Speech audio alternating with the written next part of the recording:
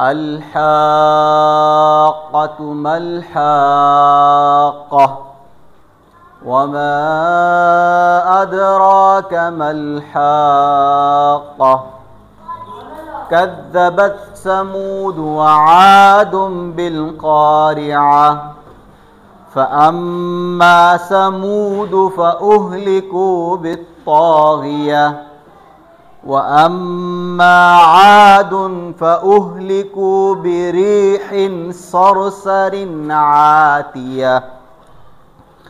سخرها عليهم 7 ليال وثمانية أيام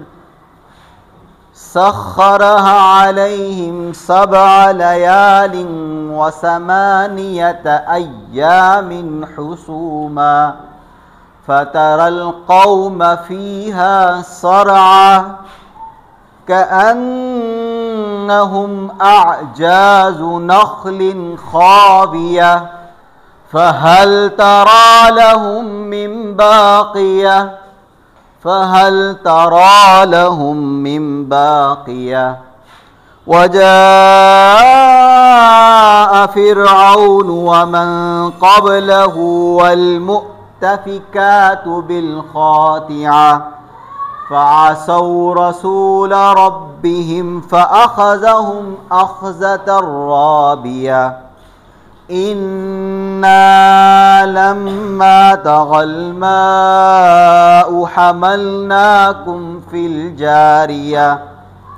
لنجعلها لكم تذكرة وتعيها أذن واعية فإذا نفخ في الصور نفخة واحدة